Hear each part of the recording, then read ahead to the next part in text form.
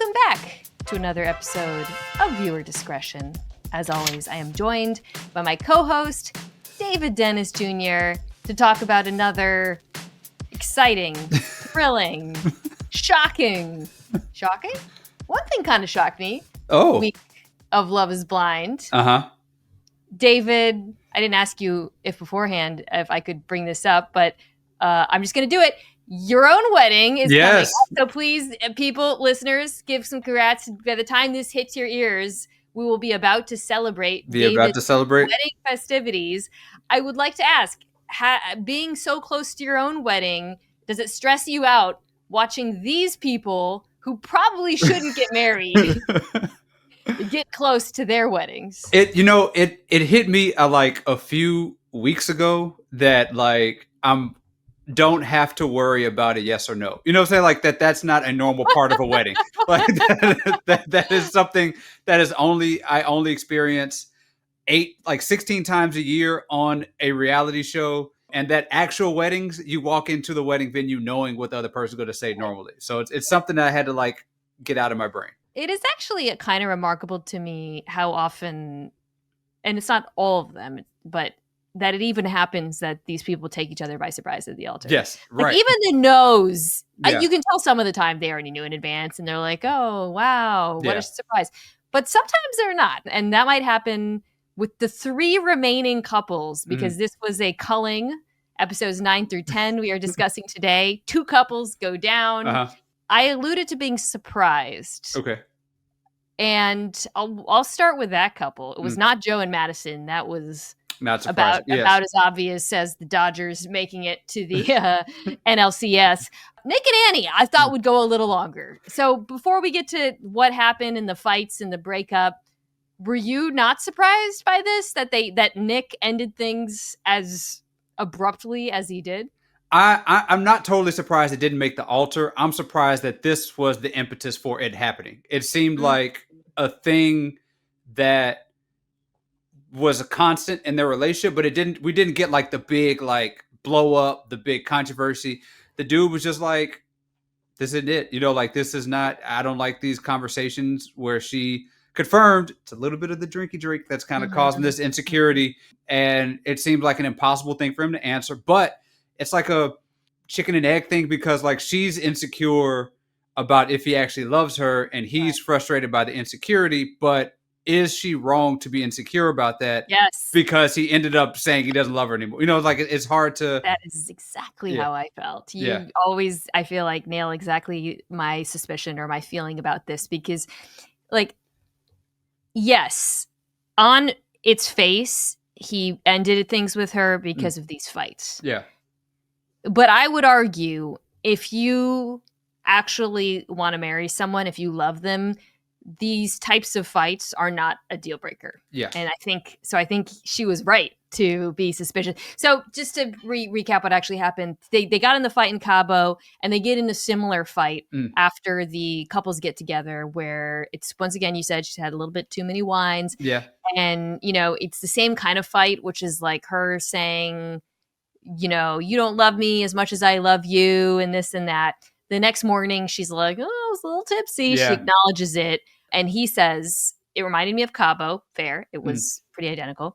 This is my breaking point. Getting to the altar isn't a happy idea for me. The way he words it is so weird, by the way. Like, getting to the altar, instead of just like, he doesn't... And I think this is the frustration a lot of people have with Nick, and I think why a lot of the people in the cast actually in real life do not F with him. He said because he comes across as fake. It comes across as like ChatGPT wrote the breakup. Well, this is season 3 of this. Where do they have the conversation, Mina? It's a couch convo. This feels like it may have been another reenactment.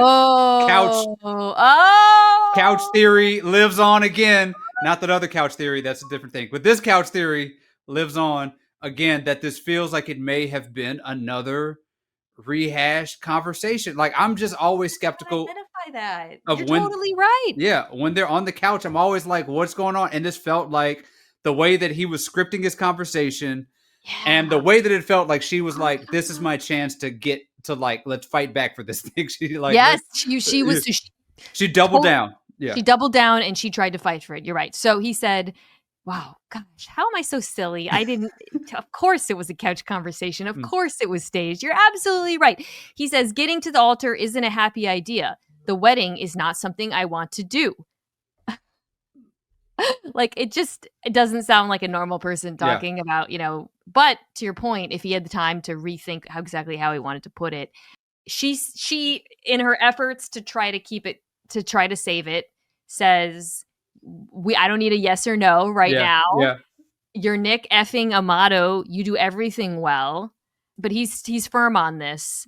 And he says, marriage is a cornerstone. I don't want to mess it up. He says, I'm saying no. So he's finally very direct about it. She basically begs him. It's a tough watch. And stand up, please. This is tough. This is tough. She was begging. And he's like, how long do you want this drag on? It's over, right? Oh, you're right. Man. I wonder if he dumped her that night. After he might have dumped her. Because, this is a thing. Like, there's the initial emotional dump. And then the next one, when you're like, let's go have a coffee and closure. Then it's like, I want to, let's fight for this. Wait, something just popped into my head that completely supports your theory. This is this is the beauty of being with a master at work, because it's like all the pieces are falling into place. During the quote unquote breakup, she texts someone and he's like, I can't talk to you through your phone. He's like, bothered that she's on her phone, which I thought was weird. I'm like, how are you begging for someone? Yeah. But then you're texting them, which again, wouldn't make sense if you were blindsided, but if it was the second breakup. So, David, did you screenshot and zoom in? No, I didn't. What was the text? I did. Super sleuth. So I couldn't see who the text was with, but it's her message. I don't have it in front of me. Is her saying 90% sure, no wedding. Mm-hmm. And then the person texts back much later, says, checking in, how you doing? And she writes back basically like, it's over, which completely supports her theory that she texted someone probably during the middle of the night, 90% sure, no wedding, and then got the text back during the stay. Oh my God. Yeah. There we go.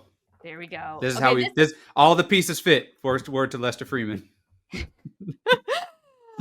Teamwork makes the dream work when it comes to reality show podcast analysis.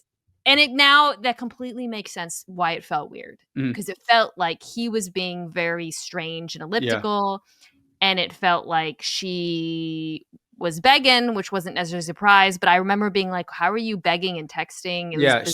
She had a game plan. Her game plan was, "I'm gonna convince him. I'm gonna change his mind on this couch and tell him these things, and we're gonna no shame." We're gonna make this. She had your Nick F, like you said, all that stuff seemed like something that she was going to really let out to get him to change his mind. So I think you and I agree that if he really wanted to be with her, he would not. He actually would have fought for it. Yeah. Well, because I think when I think about Megan Fox and CMC from a couple seasons ago, I think she actually pushed him away with her insecurities. I think that was a dude who actually wanted to try to make it work, and she pushed him away.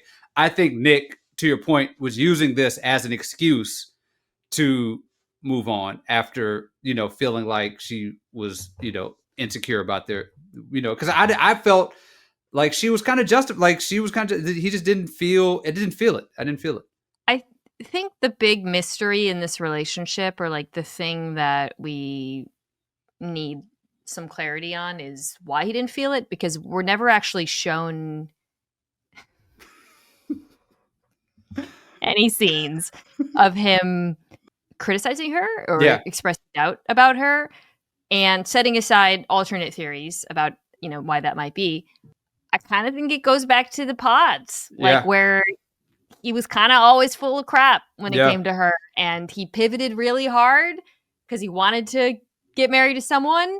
And I don't think he ever truly felt the way about her that he conveyed. And I think this guy was kind of fake from the beginning. I'm just going to say it. Fake. Well, I think the bigger mystery for me is why she was so into this in him. What did she seeing him to the point that he was like, I can't make 1 + 1 = 3. And she was like, watch me. Like she was like, I was like, this is the saddest thing. Like, I didn't understand. Maybe it was just like, I'm engaged to this dude. Like, I didn't see this deep connection between the two that fell apart there. I don't see why she was so into him in particular, unless it was just, I want to get married to somebody.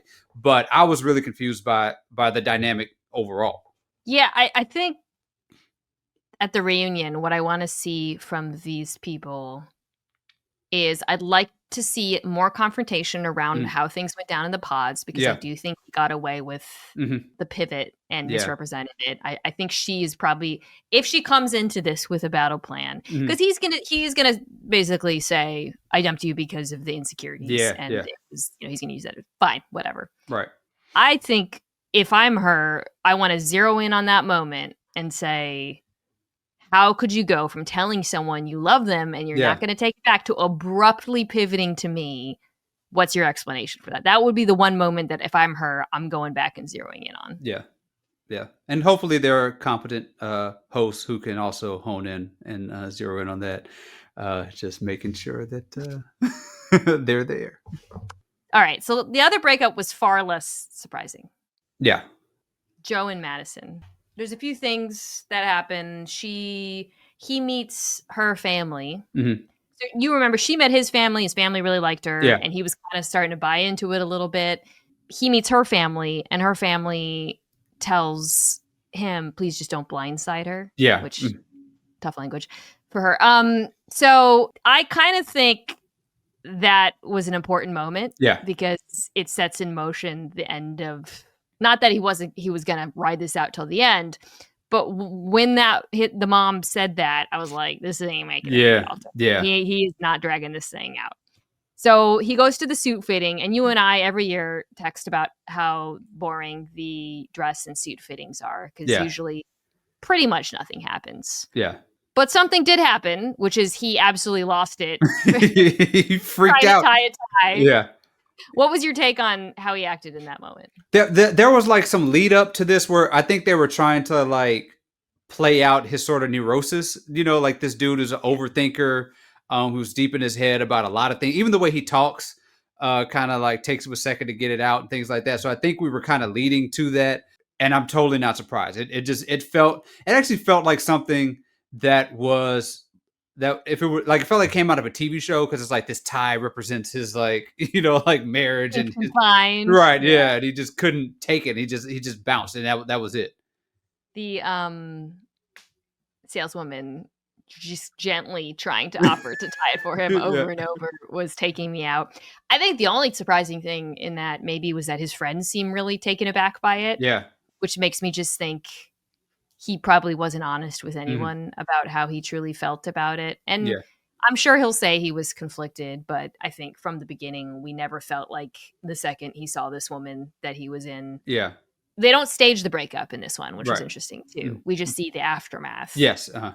What do you think of that decision on the part of the show? Yeah, it was interesting because they talk on the couch, but they acknowledge that the breakup has already happened, which is different than clearly what they do and what we think happened earlier. I think possibly Joe just was like, I don't want to play this reality game anymore. Like, get me out of here as quick as possible, and let's just do it. Because I think he was honest. I think like very contrasting to Nick.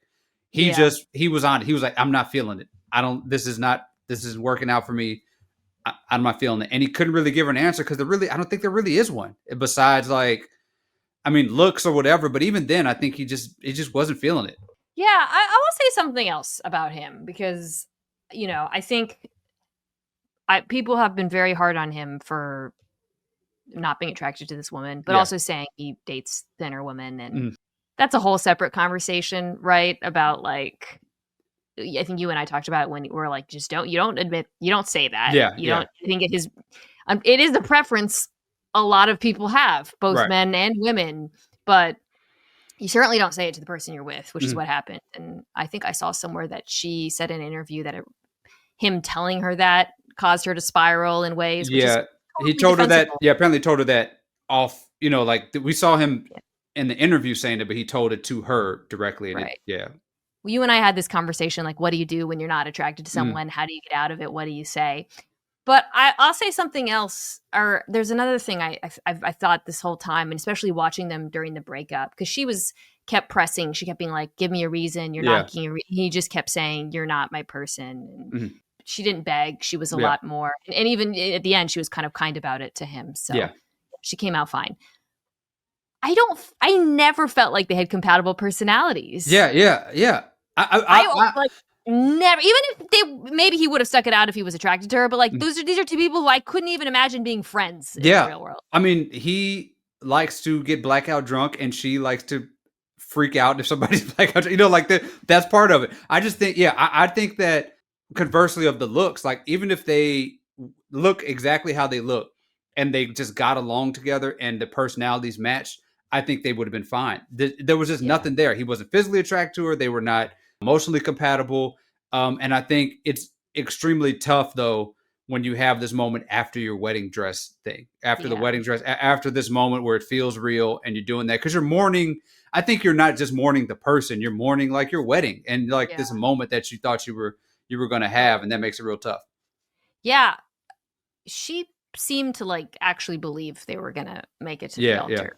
Which little surprising, I think, because like, you and I have felt for a pretty long time. This one was never, I think at one point I said Nick and Annie, yes, but maybe not, or at least I thought it was up in the air.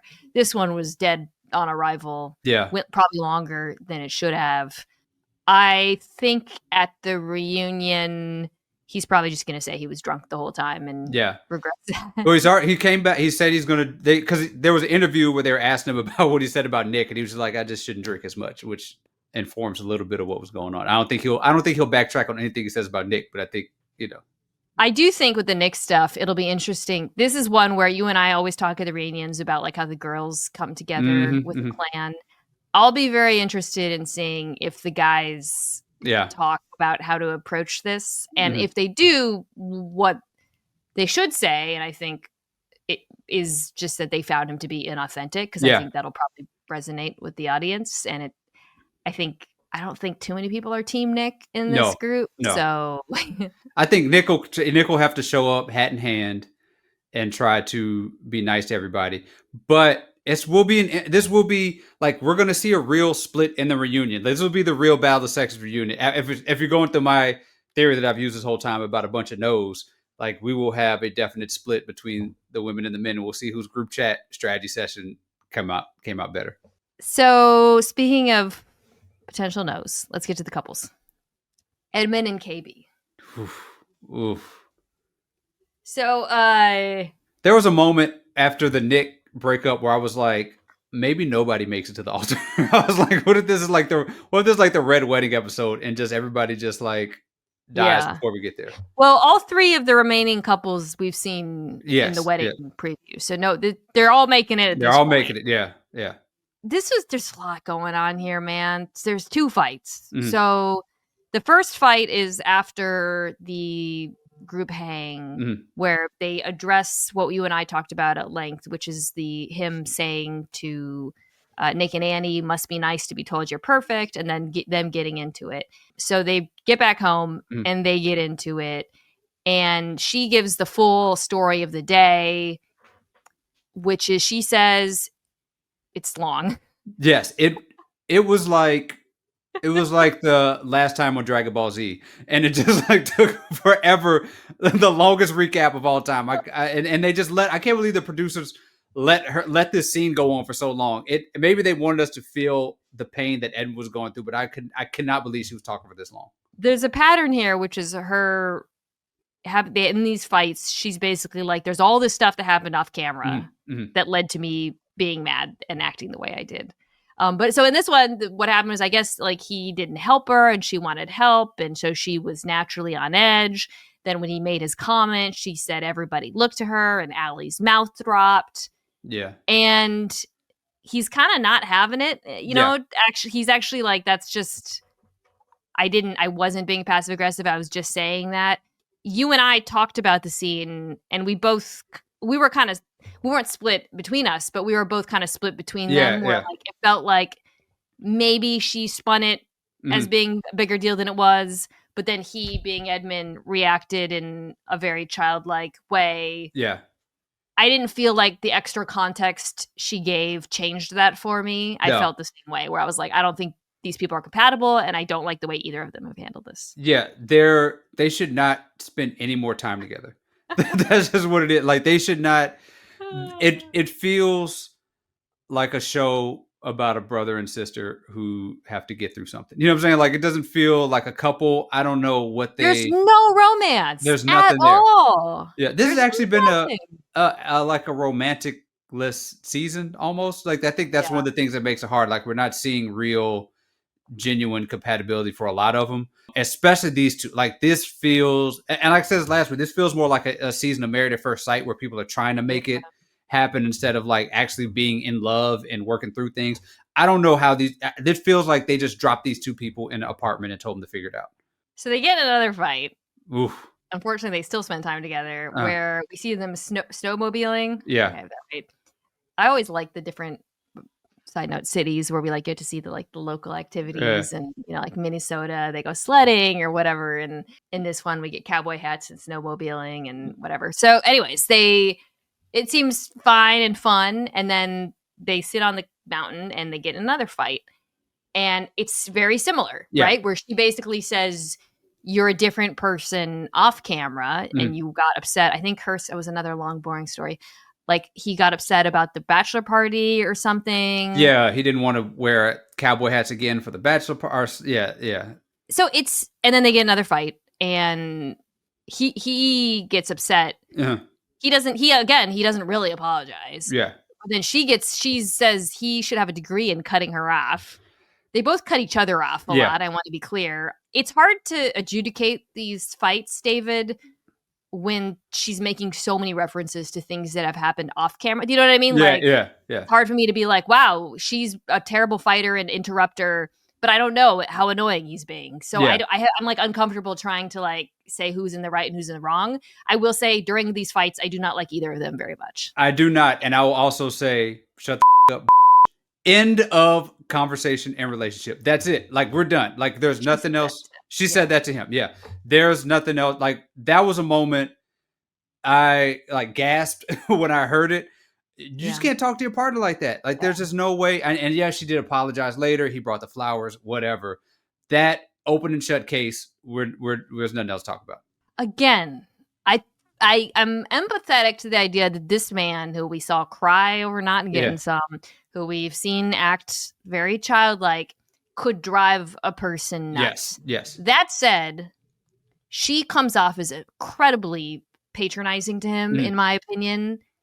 And then to use that kind of language after acting like you're the, social worker who's like better. It's hard to watch. I want to be clear. I'm team no one here. Yeah. But I agree. Like, some of the language she uses is totally unacceptable. The next day he brings flowers and apologizes. She says she almost ended in the mountain. But this is, again, like, she talks to him like he's a kid. But you came in here like a man. And I'm like, so I wanted to throw the engagement ring off the mountain and all this stuff. And then was this when she was like, I want you time to shoot the club up, or was that before? Whatever. It just feels, I've been begging since last week for them not to get to the altar, and it seems painfully obvious that they will, and it feels who's going to bad. say no? I don't. I'm going to say no. I want no parts of this. I can't think of another couple that I've wanted it to end before we got there so badly, because it feels like we know they're going to say no, or they're going to be at the reunion having not made it. And it feels like it's going to be way worse before it gets better until they decide to walk away. So I think you're totally right. And what you're articulating is like something that is pretty rare on this show, which is to really dislike both people and not want either one to get. Yeah. Like, sometimes when a couple shouldn't be together, you still want to see what happens at the altar in hopes that you get like the deep moment, right? Where she's like, screw you to Shake, iconic, right? there's no deep D in this relationship. Yeah. There's no winners. It's pretty bad all around. It's two people who clearly bring out the worst of each other. I also, like I've seen, like I think there is a world in which both these people could be good partners and not engage in these types of behaviors. I just don't think it's with each other. Yeah. But then we get this like skating date at the end where he finally shows off his skating abilities, and she says she's actually kind of low-key good at skating, by the way. And then she says she's glad she stuck it out. Love conquers all. Well, you said he's good at skating? No, I said she's actually. Because I was like, this dude was expecting more from him. Yes, I was like, this dude went to London to find the rollerblade community, and he looks like I just handed a 5-year-old the controller for Tony Hawk Pro Skater for the first time. It was like, what's the moves? Like, you've been doing this for your entire life. What's the moves? He does like a little jump kick, and then I was waiting for like a spinaroo or like something, and we got nothing. We got nothing from him. Yeah, he goes backwards a lot, which seems hard. Yes. I mean, I'm not a rollerblader. Maybe somebody in the rollerblading community could tell me that what he did was actually impressive. What I saw did not impress me whatsoever. I was expecting more.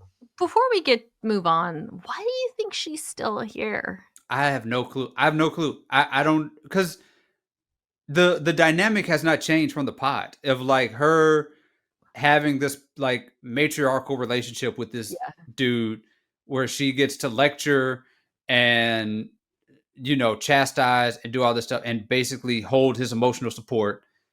And again, no romance. There was a moment where she was like, "Oh, you're doing great, rollerblade," like that felt kind.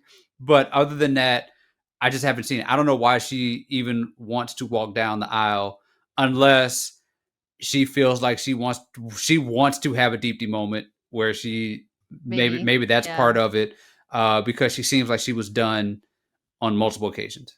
Ali and Anton, moving on. Not a lot here. There's not that many scenes in these 2 episodes. But you remember, of course, the last few episodes, we talked about the interaction Ali had with his friend's girlfriend, Melissa. 15 minutes, Melissa, where she tells her Anton still parties. She get together. She mentions that being a concern with the women. So there's a scene here that there's a bunch of boring scenes where they meet each other's parents that we don't talk about. There's a scene here though where they're back and she kind of confronts him about his drinking. Because she basically she's like, "Where's the beer?" There was like a lot of beer in there, and he's like, "I don't know, like you drank some." She's like, "I drank 2," and then she's like, "Where's the tequila?" And he's like, "I don't know." And she was like, "There was half a bottle in here." So last week we were both kind of sympathetic to the whole strip club thing because the woman seemed like an unreliable narrator, and like also whatever, he can do whatever he wants when he's single. I pivoted a little here. Yeah. He was talking like a liar. I'm sorry. Like the way he handled all of those questions, where he was like, like was 100% the behavior of someone who was not telling the truth. And it was very obvious to me. And when he flipped it around and said, "Well, you drank a lot too, because clearly you're a little drunk because you asked me all these questions." Like he made it seem like you're the one that's drinking. Like you're actually drunk, and just cascaded because of like, I thought she was just upset because the guy was around or whatever, but it was just like, "You got a beer. There were some beers missing." And I was like, okay, maybe just a couple beers. Like we're getting somewhere. Then she was like, "This handle of tequila is gone. Where is it?" And he's like, "Oh yeah, I think I may have like drank it," or like that felt. I was surprised they made it past that because this dude is clearly lying. There may or may not be some drinking issues going on with him. I don't remember if he was drunk. He didn't seem drunk in Cabo. Maybe he was just like, "This is child's play to me." But that seemed like a real troublesome conversation. Many people pointed out that when they first meet, because it's like a first episode meeting, right? It's crazy. After they meet, he turns around and goes straight to the champagne. I don't know if you remember that scene. But I let that one go because I was like, I could see myself doing the same thing, just out of nerves. But when you think about it this way, this woman has only known this man for like a month or whatever. She's about to get married to him, or possibly not. She's kind of trying to figure out a lot about him in a very short period of time. Yeah. I do not blame her at all for being very inquisitive and concerned Yeah, about what could potentially be a very serious issue in the relationship. absolutely. I think that there may be an issue where there's a misrepresentation of that conversation or something, like because we were both alarmed about, or we were both surprised by her level of alarm at the strip club, but maybe Yeah. now that we know that there's It's like added putting together context, a picture. yeah, right, Yeah. of that maybe she's seen more, or she's seen more of the drinking stuff, because we do remember last episode as they were getting bonding for breakfast, he was like, let's have a mimosa for breakfast. Let's do, like there's been alcohol and part of pretty much their entire relationship. And there's also been no real conversation from him about like, I'm going to change these things. Like this thing is going to be different. We're going to get married. This is going to be a different thing. I don't see that changing at all. And I'm surprised that it didn't come up again in any scenes. I'm sure it's come up in their relationship, but it hasn't come up in any Yeah. scenes. Yeah, he was like, well, I could give up drinking for 2 weeks. Yeah, sure. Right. They meet each other's parents. Like I said, it's not that interesting. She says, tells Anton's mom that they want to raise the kids in the church. Mm-hmm. I texted you about this. This becomes the thing with Jordan and Megan. It's probably more worth discussing in there, but there is something that bothered me in this batch of episodes, like a little bit of a through line where Allie in this case is like, and I wouldn't pawn my kids off on daycare. Yeah. There's like this weird like traditional values, but like the kind of like maligning of people with child, I don't know, it bothered me. I just found it, I was like, it caught my little antenna a few times, and that was one of them, and I didn't like that from her. Yeah, there's been this season, the parenting discussions have been, and we're going to get to that more, about the philosophies on parenting are very, like I said, traditional family values that are lean a certain way. But yeah, I noticed that too. I want to raise my own kids about nannies and everything. It's like, that's not how nannies really work. Right. And I don't work. Right. And I don't think anybody here is in a like sort of financial position to have that type of, except for Sparkle Megan, have that type of nanny where you're just hands off for 24 hours a day with a child. So otherwise there was really nothing else to talk about with them. He meets her mom and it goes smoothly and fine. Allie's putting up numbers though. She's putting up the perfect match is calling your name. I haven't checked their Instagram followers, but she's got to be. It's got to be just like Sky, like back, right? She was putting on the wedding dress and just putting up 50-point games the whole time. Shout out to her. All right, Jordan, Meg. I saved this for last because it's probably the most substantive conversation to be had. It's the most that feels like real life to me. Yeah. In part because they seem to. I continue to believe, even with the fight at the end, which we're going to talk about obviously in great detail, I still believe this is the only couple that's compatible. Yeah.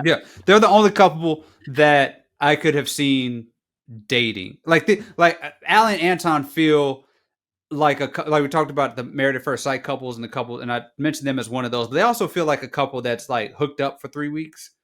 And at the end of the 3 weeks, you're kind of like, like that was a good thing. And I was like, they run into each other at a bar and be like, that was the end of that. That was a guy I used to date. And it feels like that, like this, Jordan and Megan actually feel like a couple working towards trying to make a marriage work. She meets his parents, goes again very smoothly. They're lovely. They tell them that he's getting his vasectomy reversed, which has been an ongoing plot line. She says, basically, I can't remember if she said this to his parents or that it would take something catastrophic for her to say no, which to his family. Yeah. Yes, either it can be it's over or it could be foreshadowing. There's a scene of them. I mentioned this. They go get hats. Yeah. At some kind of Denver hat maker. She mentions that she's looking at homes and that she's into numerology. Yeah. He's like, all right. He asks her for her most and least favorite thing about himself. She says, I love how you are as a dad. She says, but, and again, he asked, I feed off your energy, and if you're quiet, I am too. And I want you to know it doesn't bother me when you talk about work. And he says it's boring. So this is foreshadowing of the big fight. Yeah. But before we get to the fight, I want to know, in your moment, did you think this was going to be a big deal? Or were you just like, Not really. I thought that actually I thought the numerology thing was kind of more of a, like, they're kind of different personalities a little bit more, like it was just kind of like, she's quirky and she just kind of has the luxury to think about these things where he kind of feels like he does not. And she does mention, but the thing that perked me, that made my ears perk up, but she says, well, 6 is like you're the house that hosts things. And she was like, well, you probably don't want to do that. And then kind of moved on, which shows like a different value system possibly with the social life and the social cues, stuff like that. That was the stuff that made me feel like we're foreshadowing for something else. I will say, in this conversation, compared to some of the earlier scenes with them, you could feel if he doesn't feel like a different person, Mhm.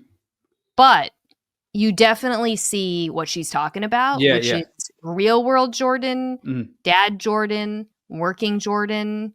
He does seem a lot quieter and a lot less of a big personality and a lot less like funny and bouncing. And I don't blame him for it. And I also don't blame her, because I think like even in that moment, she wasn't being mean. She was she actually said it in kind of a nice way, but like it was in the moment I was like, he does seem a little bit different. Yeah. Okay. So flash forward to the actual fight. And this is a big one. They're in their house packing. I guess it's the shared apartment or whatever. Yeah. And they do get in a fight. And she basically tells him, like, you're not giving me anything. You're not talking to me. We don't have conversations anymore. And he says, I'm tired. I'm tired. I work a lot. And she's like, well, I want to talk to you about your work. We fell in love talking in the pods. And he says, I feel like you're being abrasive about this. You're coming at me for being tired.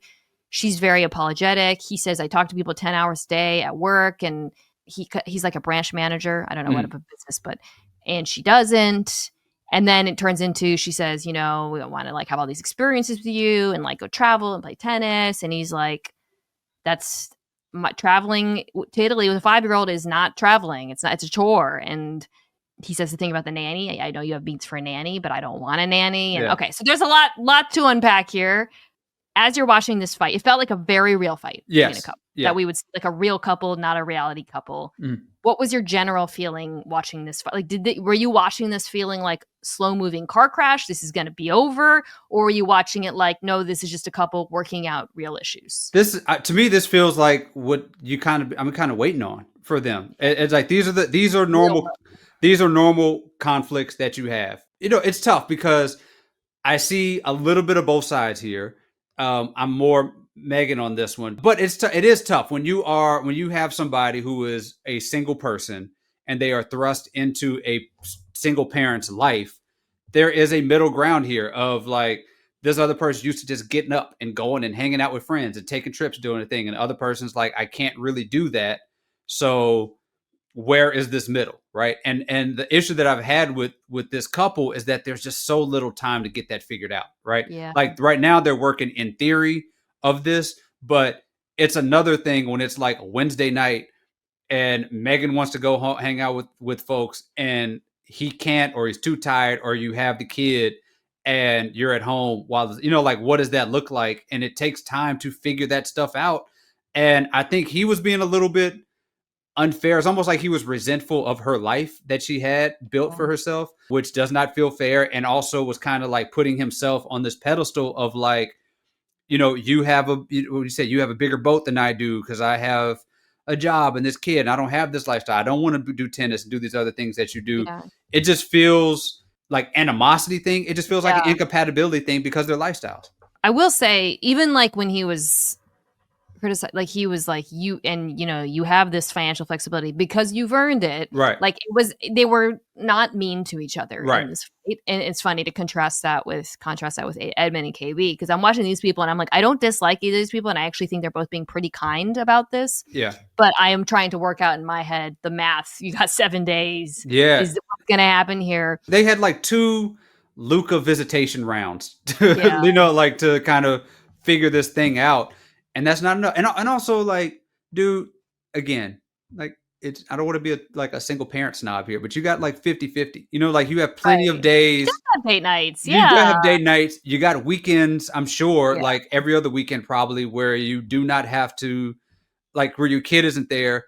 You can also absolutely go to Italy without your 5-year-old. Like there are like things that you have a partner, right, you have a partner, like you have a co-parent. The kid has 2 other It was kind of parents. leaning into it really hard. I feel like to almost force the issue of the And it's just general like, discussion, but it was a little unfair. think of something like you can imagine, like how were you dating before? Like what is this? What was what did you think your life was going to be before? Like you can go whenever like you have 3 or 4 days a week where you do not have a kid in your home. Go and enjoy your life. I have another theory about, not a theory, but another thought on this, which is I wonder if like he's projecting social exhaustion, just exhaustion, just kind of like I don't want to pretend to be like I'm the person I was in the pods where I'm just like on and I'm funny and whatever all the time. I won't say this is a theory, but like I was watching it and thinking like how much of this is being a dad versus the fact that you have an annoying job where you have to talk to people all day. I think a lot of it's the latter. So there's a real thing that happens as more of our jobs turn to remote work in post-pandemic, and some people still, where like there's a kind of a gap I've found between people who talk to people all day in a real workplace versus people who work remotely. And I've actually felt this at times with my husband. We don't fight about it, but like and now I'm on the road during the season, but like if I'm at home not talking to anyone, when he gets home, I'm like, hey, how are you doing? What you going to do? What do you want to watch? And if he's been like in a studio with an artist, he's like, I'm tired. Yeah. And I think there's this, and it seems like Megan doesn't, I can't even tell what the hell she does, but it seems like she doesn't actually work right now. She works from home. Right. Yeah. Works from home. So I kind of wonder if that's actually like causing a little bit, like it seems like he has a high contact job and she doesn't. And it feels like that actually might be at the source of some of these tensions. That's absolutely true and absolutely possible. Cause that's the feeling. Cause it's all, I think it's also probably, there's a little bit of built-in just annoyance of the fact of like, he's been working all day and you get a text and a selfie from her and she's like, I'm in tennis. And, like she's like, doing his thing. And I'm sure he's probably like, what, and like, leave me alone. Like, when do I get to have my moment of especially for a dude who, as we mentioned, leans into his parenting, leans into the exhaustion. Like it takes a lot of work to get yourself out of that, to like get yourself out of, well, this is just what my life is, and thinking about when can I squeeze in time for myself and squeeze in time for fun and stuff like that. I'm sure all of that is annoying to him. And I'm sure he's probably like, why are you asking me for anything right now, given the fact that you just played pickleball for 3 hours with some friends and had like afternoon cocktails?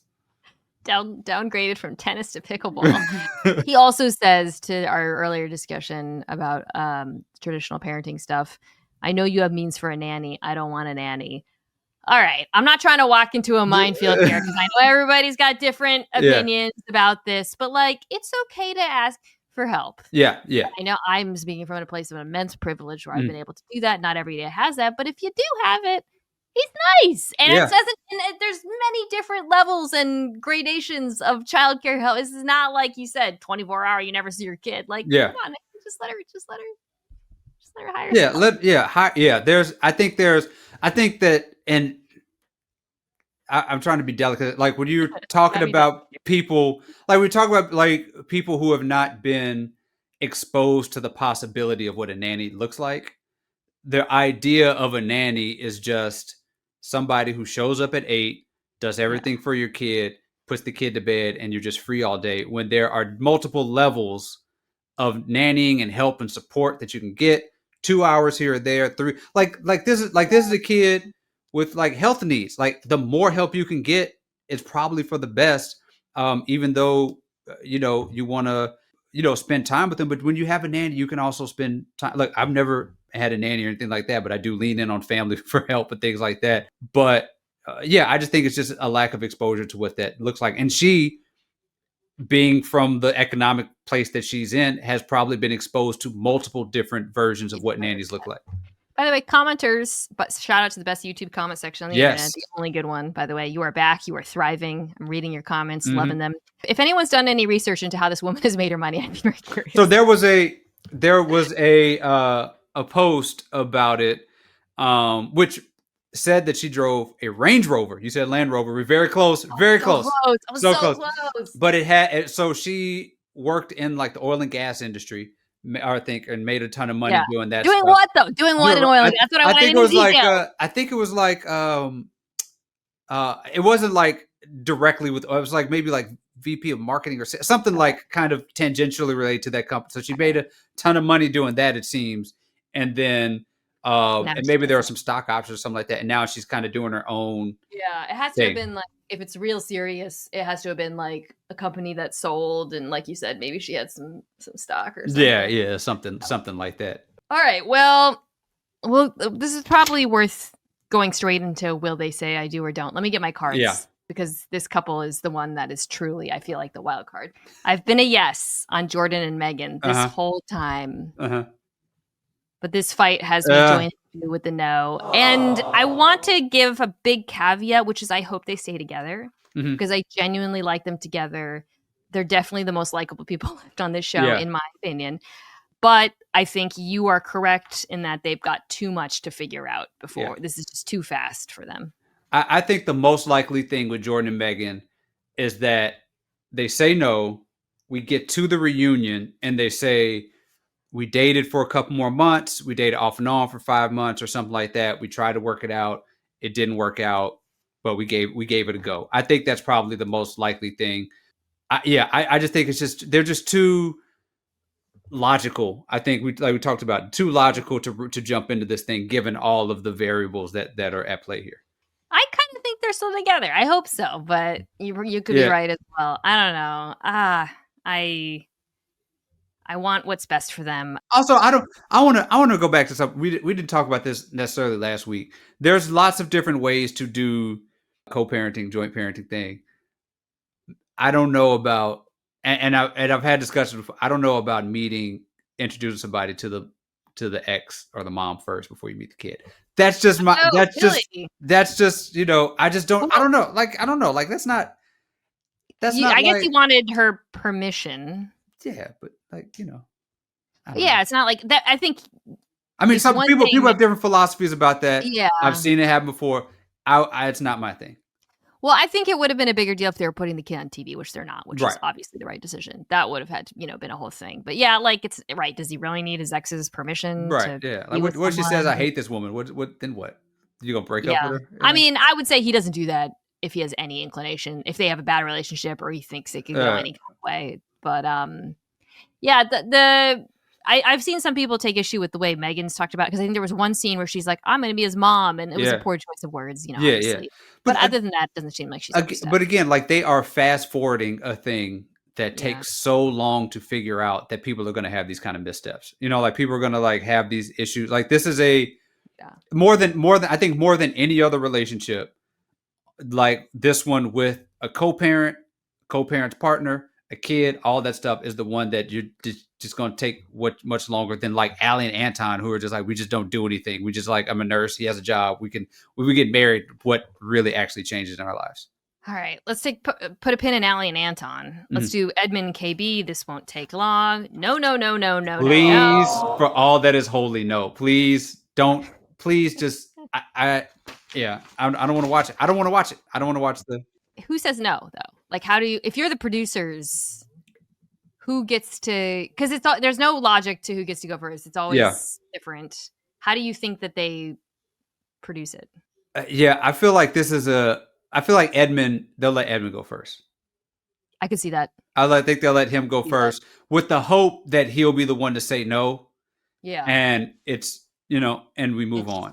And she's fine with it. I just don't want. Well, you don't want her saying no and him losing it. Yeah. And do we think there's any world in which he wants to say? Because she's an obvious no. Right. Is there any world in which he says yes? I don't. I mean, he's a wild card. He's a wild card because also he's like, how many, given what we've seen from him in his past, like how many, like, does this feel like an irregular relationship to him? Like, does this feel like something that's different than what he's experienced before? Like, given, I don't know.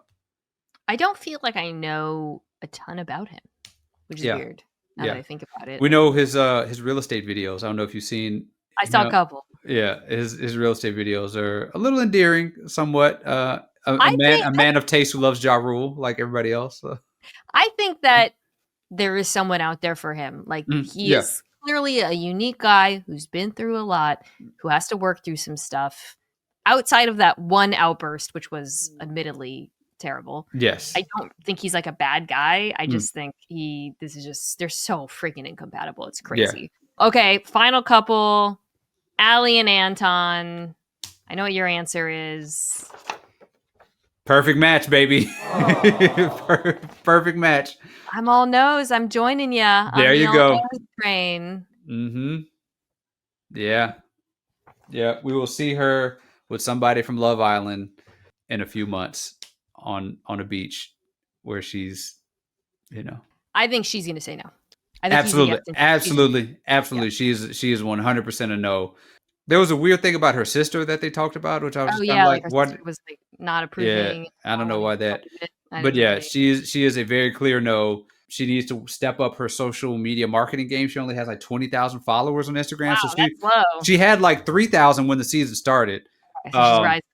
She's rising, which I mean, pre the show, she should have had way more than 3,000 followers just by her looks.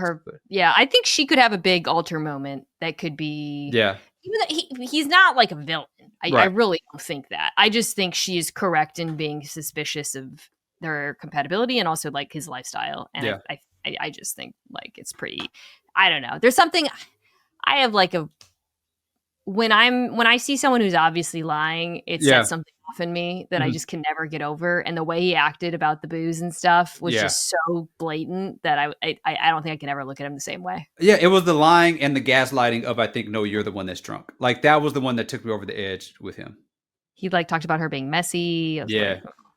Which she's like the preview made that scene seem so much worse. They like the previews have made her seem like she's some sort of gold digger type of person, when in actuality she's messy because she works nights and probably has one day to clean up on Saturdays, and that's it. Well, David, that brings me to the power rankings. Nanny to clean up their place. I've got Ali number 1. Oh. Because okay. I genuinely think she's come out of this thing looking pretty damn good. Yes, I think that she's headed for a good ending. I think she's going to make the right decision. I think she is going to go straight to, as you said, perfect match. Yeah. I have come out of this being a fan of hers. Yes. Yeah. I agree. She's pretty harmless. Pretty harmless. The best thing you can be on this show. Yeah. Number 2 and 3, I'm going to put Megan and Jordan here. Yeah. Even though I'm starting to worry about them and how this all ends, I continue to think they're both coming. Megan, I see people really don't like her on the internet, on like the Reddits, and I don't see it. Maybe I think part of it is just like a way that we just don't change our minds. I really just think that we just from the beginning. There's just a hesitant to change our minds, and we talked about the first 2 episodes were tough. I thought she was going to go with Mike. I thought she was going to be a tough watch, and I think she's ended up being, her and Ali are probably the 2 most normal people. Yeah, I like I said, even when they fought, I thought she was kind about it, and genuinely has been pretty cool. She's a good communicator. I think part of she, even when they were in Cabo and she was talking about, hey, I want those things, like, and she was pretty good. I think the only time that she was not was when she said, "You're annoying me," back in Cabo. But which he did allude to, he said, "You've been saying it in a more abrasive way." So maybe she said something. She was similar to that when they kind of had that talk. But I don't know. But I think she's pretty normal. We'll put Anton at 4. This is more about everyone after him, to be honest. But he's been pretty harmless outside of just, drinking a bunch of beers in the morning every morning. Okay. Oh, boy. Okay, so the remaining people are the 2 eliminated couples and then Edmond and KB. This is going to be controversial of me. I think I know where you're going. I'm putting Edmond over KB. Oh, okay. All right. Gotcha. All right. I think if Edmond had not done... if he hadn't done that, I think that there'd be a total. I think it'd be a one-sided thing. And that was admittedly a terrible thing that he did. I think the last couple episodes have been worse for KB. Yeah, the way she spoke to him, I thought was pretty unacceptable in that one fight. All right, the eliminated couples. Ooh boy, ooh buddy, oh boy. People aren't gonna like this. I'm putting Joe here.